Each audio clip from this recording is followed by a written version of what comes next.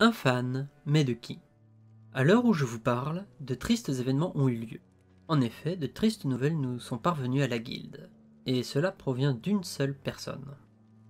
Je suis Ralgamaziel Neornel, barde et chroniqueur de la guilde des aventuriers d'Arabelle, et ce que vous vous apprêtez à entendre est la dernière chronique de ce genre. Tout commença par la missive d'un duc, qui voulait devenir un mécène pour la guilde. Le conseil délibéra longtemps et choisit pour cette mission diplomatique le brave Herbert, le fin Willin et les furtifs Irian et Anjak. Ils prirent la route vers Suzail, guidés par ce cher Herbert qui connaissait déjà du monde là-bas, et qui ferait bonne impression, j'en suis sûr. Le duc Eliomir de Lyokat. Un nom que je n'oublierai pas de sitôt. Le plus grand fan de la guilde, assez dire. Il mit fort mal à l'aise les membres du groupe à relater leurs faits d'armes, les exploits de la guilde, nos succès et nos pertes. Je dois dire également que, plus que du malaise, il a généré de la méfiance vis-à-vis du groupe. Il n'était pas le seul à si bien nous connaître. Autre fait intéressant, son mécénat se voulait être sous forme de dons, sans aucune contrepartie. Cependant, autre que l'or à proprement parler, les représentants de la guilde ont parlé d'autres moyens de nous aider. Commercer avec Arabelle, source d'information. Il invitait la guilde à une grande célébration et un festin autant pour nous remercier que pour nous mettre à l'honneur. Le groupe s'était donc muni de quelques atours de grande qualité, la bière et le vin coulaient à flot, et la nourriture était exquise.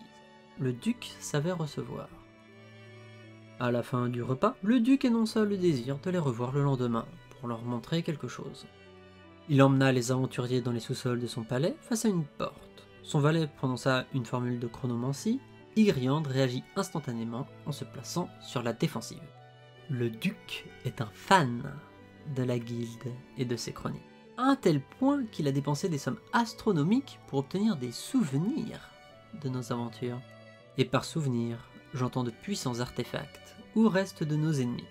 Il emmena les aventuriers vers le sous-sol, donc, afin de leur montrer sa collection. Protégé par de la savante magie maîtrisée par le valet du duc. Je dois bien admettre que sa collection est impressionnante. Des sceptres, des gemmes, des artefacts antiques.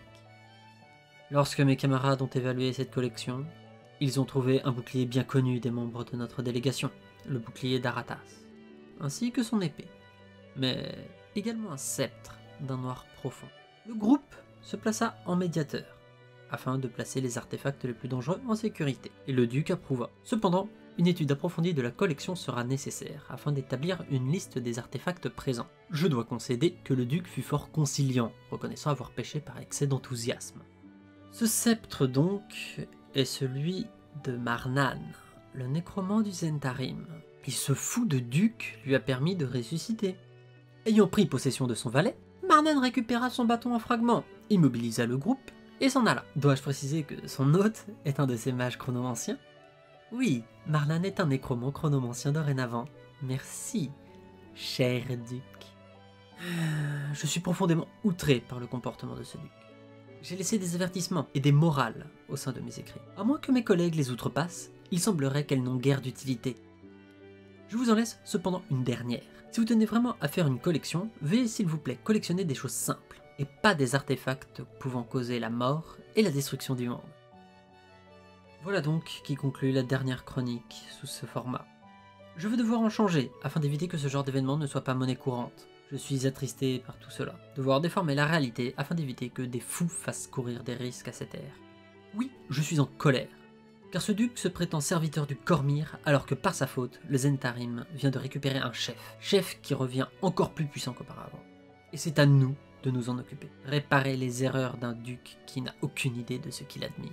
Vous nous voyez comme des héros et des sauveurs, mais à la vérité, nous sommes des gens normaux, sans histoire, sans pouvoir extraordinaire. D'aucuns pourront dire que nous avons une destinée, mais pour d'autres, nous sommes les gens les plus malchanceux du monde, et nous sommes le résultat d'un énorme concours de circonstances.